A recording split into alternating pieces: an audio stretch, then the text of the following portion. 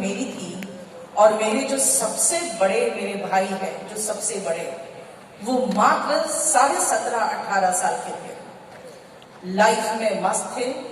Father उस समय बहुत अच्छी स्थिति में होने जा ही रहे थे और मेरे भैया उस समय 18 साल के थे। घर में उस जमाने में इलेक्ट्रिक गिटार था। वो हमेशा, आज जो रंगारंग कार्यक्रम देख रहे थे ना, उस जमाने में इस तरह से मेरे भैया परफॉर्मेंस देते थे स्टेज पे गिटार बजाते। फादर का साया सर से उठा। हम लोग के घर में सिर्फ एक ही चीज हमारे पास था, वो था सर पे छत, जो मेरे पिताजी बना के गए थे। सब कुछ, सब लोग सड़क पे। और आपको मैं बता दूं, मैं इतनी छोटी थी बेटा, इतनी छोटी थी कि मैं रोई भी नहीं थी। मुझे पता भी नहीं था मौत क्या होती है। उस समय जब सब रिश्तेदार घर आ रहे थे तो मुझे बहुत अच्छा लग रहा था, इतने लोग आए। और मुझे आज भी याद है जिस तरह से मेरी माँ रो रही थी, मेरे पिया रो रहे थे।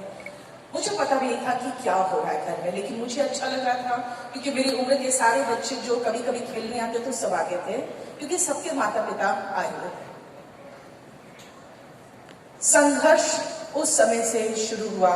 जैसे मैंने आपको कहा कि छोटी छोटी चीज के लिए आप तरस रहे हो, शायद आज वैसे ही छोटी छोटी चीज के लिए हम सभी भाई बहन तरसे। लेकिन मैं अपनी माँ का मरते दम तक, जिसको कहते हैं ना बेटा, मैं अपनी सास का मैंने पिंडदान करवाया था अपने बेटे से। उस समय उसके पिंडदान में, उनके पिंडदान में, अपनी सास के पिंडदान में मैं भी बैठी थी। तो पंडित जी ने एक बात कहा था कि पिता का भी कर्ज उतारते ही ये पिंडदान करके माँ का कर्ज नहीं उतर सकता। उनका कर्ज में ऐसे भी तो नहीं उतार सकते हम, कोई भी अपनी माँ का कर्ज नहीं उतार सकते, लेकिन एक खास कारण के कारण मैं अपनी माँ का कर्ज नहीं उतार सकती। और वो कारण था, उन्होंने मुझे उसी कॉन्वेंट स्कूल में पढ़ने के लिए छोड़ दिया जहां पर मेरे पिता के समय में हम लोग सभी का एडमिशन हुआ था। हमारे रिश्तेदार कहते थे गोईठा में घी सुखारी है। गोईठा तो आप जानते ही हैं, दिल्ली में गोईठा का मतलब बताना पड़ता है, गोबर के उपले। यहाँ तो सब जानते हैं हम लोग गोईठा क्या होता है। गोईठा में घी सुखारी है, बेटी को पढ़ा रही है और बेटियों को लोग वहां पे गिरिडीह में गर्ल्स स्कूल में भेजते हैं और जब बड़ी हो जाती है तो विमेंस कॉलेज वहां पे जो आर्ट्स का है वहां भेजते हैं। लेकिन 10th तक हमने कॉन्वेंट स्कूल में पढ़ाई की और ये मेरे लिए एक बहुत बड़ा अचीवमेंट था, क्योंकि जब मेरा स्ट्रगल चालू हुआ और जब मैं दिल्ली आई तो घर से पैसे नहीं आ सकते थे। आपको अच्छे से पता होगा, बिहार में हम लोगों का पूरा महीने की आमदनी ही 10,000 होती है घर की, पिताजी की, है ना। और 10,000 एक बंदे का, एक बच्चे का खर्च है दिल्ली में रहने खाने का, नहीं आ सकता था पैसा। मैं अपने बल पे चली गई, मैंने कहा मैं देखूंगी। वहां पे जाके मैंने LLB में एडमिशन ले लिया, क्योंकि जिंदगी में कुछ पता ही नहीं था करना क्या। तभी मैं मानती हूँ कि आप लोग बिहार में खासकर बच्चों को जानकारी का इतना अभाव है कि जो बच्चा जिधर देख लेता है उधर दौड़ने लगता है। जब मेरी अपनी बड़ी बहन का MBBS में हो गया, हम सभी लोग MBBS की तैयारी करने लगे थे। वैसे ही मैं आज देखती हूँ, गिरिडीह जाती हूँ तो एक मारवाड़ी का बच्चा CA करना चाहता है। क्यों? क्योंकि उसके फादर के पास बहुत बड़ा बिजनेस है और बेटा संभालना चाहेगा, क्योंकि मनी मैनेजमेंट भी बहुत बड़ी चीज होती है। उसको देख के बिहारी जितने हैं उनके भी बच्चे भी, हम भी CA बनेगा। अरे कौन सी बपोती है यहाँ पे जो तुम CA बन के क्या कर लोगे? लेकिन वो भी क्यों? क्योंकि यहाँ पे जानकारी का बहुत अभाव है। जब मैं दिल्ली गई, दिल्ली में बहुत भयंकर स्ट्रगल चालू हुआ। इतनी जल्दी कुछ नहीं मिलता और अगर आज आपको भगवान घिस रहा है, यकीन जानो वो इसलिए घिस रहे हैं क्योंकि आपको उनको पत्थर से तराश के हीरा बनाना, इसीलिए घिस रहे हैं। सबको नहीं घिसता भगवान, बहुत लोग होते हैं आराम से, एक आध दुकान है परचून का, या लड़की होगी तो शादी हो जाएगी और अपना बाल बच्चे संभालो, परचून की दुकान में लड़का बैठेगा, बीवी बच्चे संभालेगी बस। अगर आपको भगवान घिस रहा है तो जरूर कोई कारण से घिस रहा है। मुझे भी बड़ी तकलीफ होती थी भरी दोपहरी में, कई बार रिक्शा में, कभी बस से, वहां पर दो तरह की बस, अब तो मेट्रो भी यार, अब जो बच्चे कहते हैं ना मैडम बहुत परेशानी होती है, तब मैं कह देती हूँ तुम्हारे में तो मेट्रो है, तुम्हारे समय में तो ओला उबेर की फैसिलिटी है। ऐसी बसें हैं जो एयर कंडीशन बसें हैं। हमारे समय में दो तरह की बसें होती थी, एक प्राइवेट और एक डीटीसी। प्राइवेट कहीं से निकलता नहीं था जल्दी और डीटीसी रुकती नहीं थी, बस के पीछे दौड़ना पड़ता था बस पकड़ने के लिए। एक आध रिश्तेदार ने मुझे पर कहा था, क्योंकि मैं बहुत गोरी तो हूं नहीं, तो उस समय धूप में घूमने पे और ज्यादा काली हो जाती थी, तो कई लोग कहते थे, मेरे एक रिश्तेदार ने कह दिया कि क्या बात है दिल्ली में मजदूरी कर रही हो क्या। खराब लगता था सुन के, मजदूरी तो नहीं कर रहे हैं, लेकिन दोपहर में निकल के ट्यूशन पढ़ाने तो जाना रहता था, और ट्यूशन पढ़ाने जाने के लिए आपको गली के अंत तक पैदल तो जाना पड़ेगा, वहीं से रिक्शा मिलेगा। एक बार मेरे स्टूडेंट ने कहा कि मैडम आप तो पोर्शे में चलती है ना। मैंने कहा बेटा ये जो मंदिर देख रहे हो ना कोने में, बोला हाँ, क्योंकि वहीं पर मेरा क्लासरूम है, मैंने बताया उसको। मैंने कहा उसके सामने से मैं रिक्शा लेती थी, मैं तुम्हारे साथ बताओ क्या लेके आए हो। कहता है बाइक। मैंने कहा बाइक पे चल लेती, लेकिन मेरा एक्सपीरियंस बहुत खराब है बाइक में। एक बार मैं जब LLB कर रही थी तो उस समय बस स्टैंड थोड़ा दूर था, तो मेरा क्लासमेट कहा आओ नहीं तो तुम्हें बस स्टैंड तक छोड़ देता हूँ। मैं उसके पीछे बाइक पर बैठ गई, रेड लाइट ग्रीन हुआ, उसके बाइक से घूम भगाया, मैं वहीं गिर गई, रेड लाइट पे गिर गई। पीछे जो गाड़ियां हैं वो हॉर्न करना शुरू किए कि जब हटेगी तब ना गाड़ी निकालेगी, क्योंकि ग्रीन हो चुकी थी। अब शर्मिंदगी माने तो मैं सर नहीं उठा पा रही हूँ, क्योंकि मैं एकदम सड़क पे गिरी पड़ी। तो मेरा वो एक्सपीरियंस एक बाइक के साथ खराब था। वरना मैं आपको फ्रैंकली बताती हूँ, मुझे कोई फर्क नहीं पड़ता, आप मुझे किसी भी गाड़ी में, किसी भी ऑटो में बिठा लो, मैं आराम से बैठ जाती हूँ। क्योंकि आदमी जहां से उठा है ना, उसको वो जमीन कभी भूलना नहीं चाहिए। और आज आप लोगों की मैं बता दूं, अगर आज आप इस तरह से मेहनत कर रहे हो, आप बहुत ऊपर जाओगे, लेकिन सही तरीके से मेहनत करना पड़ेगा, क्योंकि मेहनत तो गधा भी करता है और मेहनत मजदूर भी करता है, लेकिन वो जिंदगी भर मजदूरी करता रहता है। जब मैं भी मेहनत कर रही थी तो मैंने आपको कहा ना कि मैं ट्यूशन पढ़ाती थी। आप लोग में से कितने लोग हैं जो ट्यूशन पढ़ा के अपना गुजारा करते हो? वाह, अच्छी बात है। क्या क्या ट्यूशन मिलता है आप लोगों को? मैथ्स का और इंग्लिश का और साइंस का, यस, है ना? मैथ्स, इंग्लिश और साइंस का ट्यूशन मिलता है। बेटा मुझे भी ऐसे ही ट्यूशन मिलते थे। और आज जब मैं दिल्ली में 2-2 हजार बच्चों के बीच में जब पढ़ाती हूँ, कहती हूँ कहीं से भी कोई क्वेश्चन हो तो पूछो। बेटा इतना कॉन्फिडेंस कहां से आया है? इसी से घिस कर। जब आप पढ़ाते हो ना तो आपका दिमाग सोचता है, जो आपके बच्चे क्वेश्चंस करते हैं तो दिमाग सोचता है। और ये एक्सपीरियंस मेरा आया है मेरे फील्ड में, कहां से? बिल्कुल इसी तरह से घिस कर। आप सबसे पहले ये ध्यान रखना, आपको नौकरी चाहिए एक, तो उसके लिए आपको पहले सटीक मेहनत करना पड़ेगा। मैंने जो रास्ता चुना कोचिंग का, जिस समय मैंने शुरुआत की, मेरे पास शुरुआत के बैच में हुआ क्या कि कुछ लोगों को जिम्मेदारी दी गई थी कि कुछ बच्चे लेके आना, क्योंकि आज डेमो। अब डेमो में तो 30-35 बच्चे थे। मुझे लगा अच्छा 30-35 बच्चे आ गए, बहुत बड़ी बात है। शुरुआत बता रही हूं मैं 2006 का, और बड़ी खुशी हुई मुझे, और मैंने बहुत अच्छा से इंग्लिश कैसे पढ़े, स्पोकन इंग्लिश कैसे करें, उसका मैंने बहुत अच्छा उनको एक डेमो दिया। दूसरे दिन मैं भी बहुत खुश गई कि हाँ चलो, अब मुझे घर घर घूम के ट्यूशन पढ़ाने का समय खत्म हो रहा है। अब मैं एक जगह मुखर्जी नगर में पढ़ाऊंगी, और वहां से मैं अपना काफी ख्वाब देखना शुरू कर दिया मैंने। दूसरे दिन मैं पहुंची वहां सिर्फ 4 बच्चे थे और बाकी कोई नहीं था। जब मैं बाहर निकली तो मैंने देखा कि 2 जो स्टाफ वहां पर उसके दोस्त थे वो भी बैठे हुए थे। मैंने कहा तुम तो कल क्लास में थे। कहा मैडम इन्होंने बुला लिया था इसलिए हम आ गए थे। यानी सारे बुलाए लोग थे, पढ़ने वाले उसमें बहुत कम थे और सब देखने आए थे कि कोई एक महिला आई है वो पढ़ाना चाहती है। मुखर्जी नगर में पहली महिला थी मैं जो वहां पे एज अ कोचिंग ओनर के रूप में पहुंची थी। तो कुछ लोग देखने भी आए कि कोई लड़की आई है और पढ़ाने के लिए कोशिश कर रही है। 2006 में सफर ऐसे शुरू हुआ।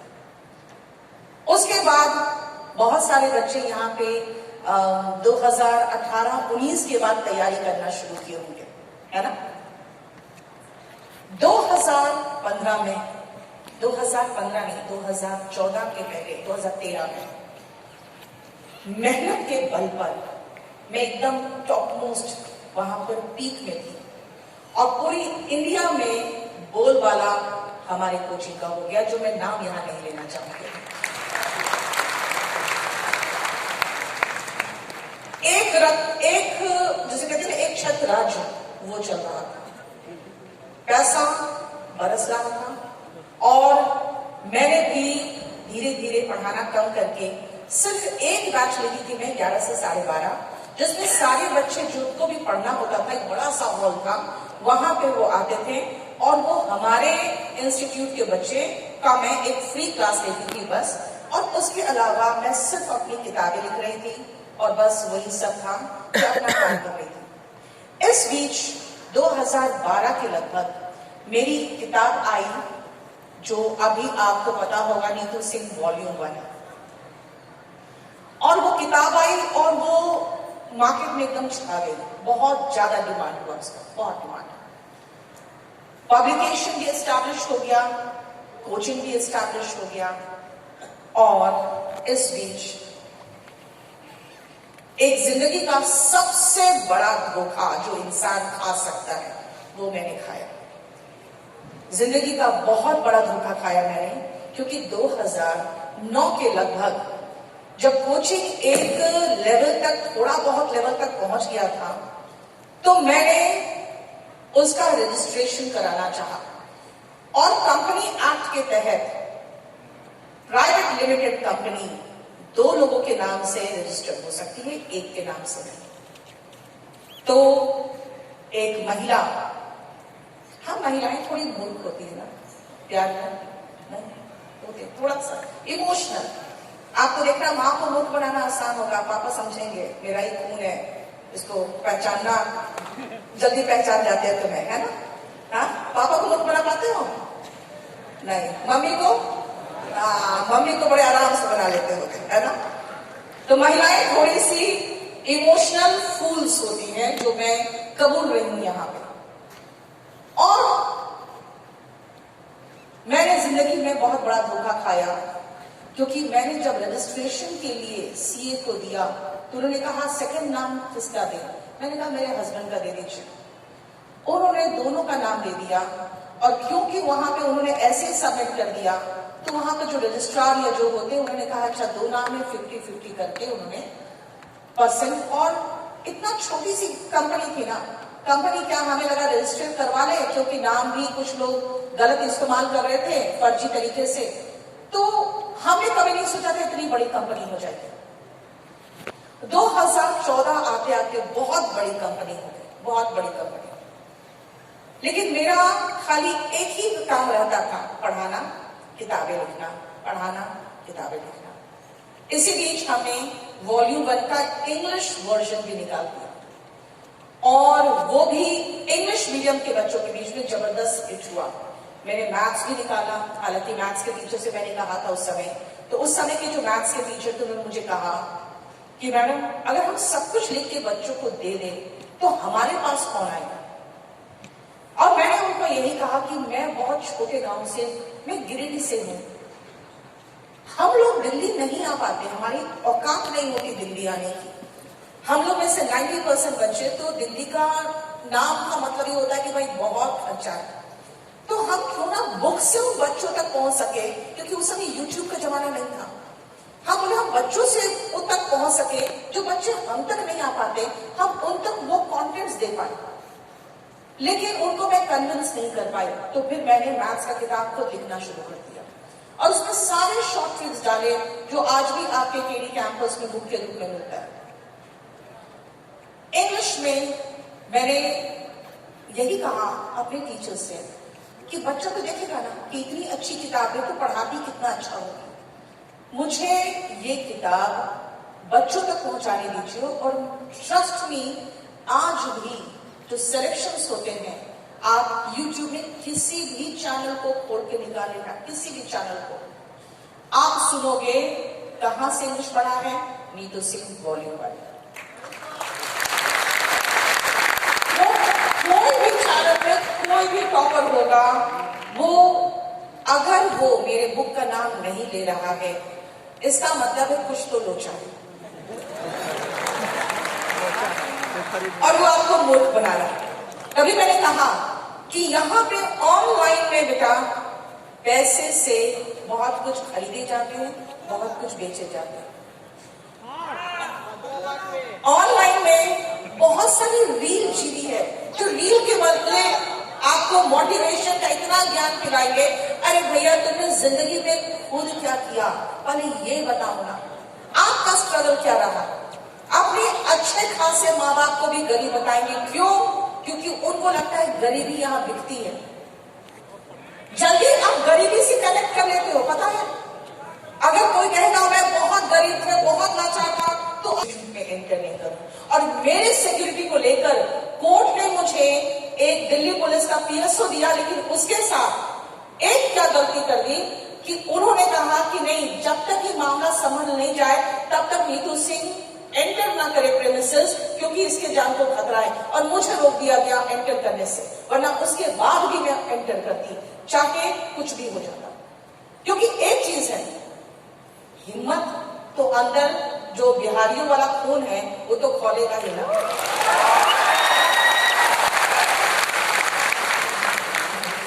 तो वो जो मेरे अंदर वो खून था वो बहुत भयंकर खोला और मैंने सोच लिया कि मैं बहुत भयंकर बदला लूंगी। लेकिन बेटा बदला दो तरीके से लिया जाता है। अगले को मार दो जान से जाता है, बदला हो गया, और अपने कहां चले जाओ, अंदर, है ना, अपने चले जाओ जेल। यही तो बदला होता है, तरीका होता है, fast action, quick instant result. लेकिन आपको मैं एक तरीका बताती हूँ बदला लेने का। मोहल्ले वाले बहुत परेशान करते हैं क्या, है ना, और रिश्तेदार बहुत ज्यादा, रिश्तेदारों पे एक गाना भी बना था ना, सही बना था, यहाँ गा नहीं सकती हूँ। गाना तो सही था लेकिन अनपार्लियामेंट्री लैंग्वेज, इसलिए मैं यहाँ नहीं गा सकती, लेकिन सही बना। मेरा बदला लेने का तरीका आपको बता रही हूँ, मेहनत करो। नहीं यार,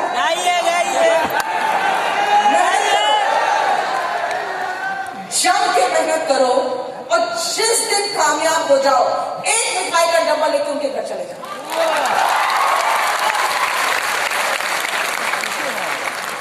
और उनके चेहरे के एक्सप्रेशन को वॉच करना, जो खुशी और जो ठंडक दिल में मिलेगी ना, और कहीं नहीं मिल सकती। वो ठंडक जो आज मुझे मिलती है ना, उसी ऑफिस में, उसी बिल्डिंग पे मेरा ऑफिस है, जिस बिल्डिंग के ऑफिस से मुझे लात मार के निकाला, उसी हॉल नंबर 41 में मैं क्लास लेती हूँ, जिस हॉल नंबर 41 में आखिरी मीटिंग मैंने बुलाई थी टीचर्स और स्टाफ को, और मैंने कहा तो देखो मेरे साथ क्या हो रहा है। लेकिन उनको ये तो समझ में आ रहा था कि ये तो अब दूसरा इंस्टीट्यूट एस्टैब्लिश कर रही है, ये तो बड़ा हाथी बैठा है, हम इसी के साथ चुपचाप से दुबक के रहे, बाकी ये भाड़ में जाए, हमें क्या मतलब। वहां से भी बड़े बेआबरू होकर हम निकले थे। आज वही हॉल में मेरा मेन क्लास चलता है, वही ऑफिस में मैं हूं, और आज आप मुखर्जी नगर आओगे, केडी कैंपस का टूटी बोलता है, और जिस इंस्टीट्यूट की बात मैं कर रही हूं कि 600 करोड़ के टर्नओवर की कंपनी, वो कम से कम आज 100 करोड़ के माइनस में है और उसके भयंकर भयंकर केसेस चल रहे हैं और हर केस में चेक बाउंसिंग का केस और सारे वेंडर्स टीचर्स जो भी अनाप शनाप केसेस ऊपर है। क्यों? क्योंकि वो पेमेंट नहीं कर पाए।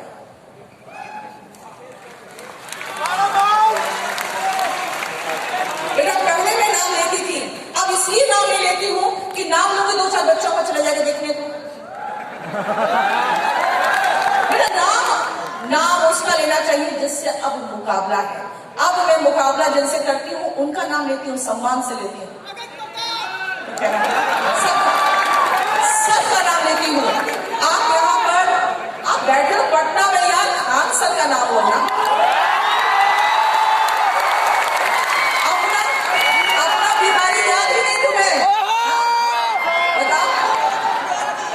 मुझे किसी ने कहा कि ये जो विकास कीर्ति सर है ना मैडम, वो